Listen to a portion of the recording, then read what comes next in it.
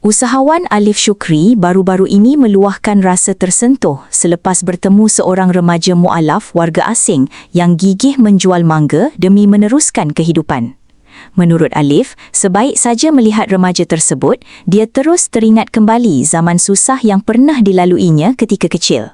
Katanya, kisah hidup remaja itu seolah-olah mengingatkan dirinya kepada kehidupan dahulu ketika dia juga pernah berniaga jeruk mangga demi membantu keluarga mencari rezeki.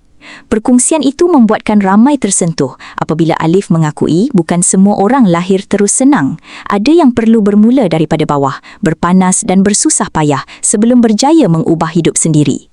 Dalam masa sama, Alif turut memberikan kata-kata semangat kepada remaja tersebut supaya jangan mudah mengalah walaupun hidup penuh cabaran pada usia muda. Bagi Alif, tiada siapa yang mampu mengubah nasib seseorang selain usaha diri sendiri untuk bangkit dan terus berjuang.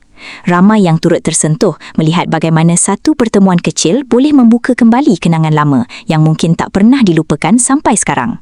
Kadang-kadang, orang yang paling memahami kesusahan adalah mereka yang pernah hidup susah suatu ketika dulu.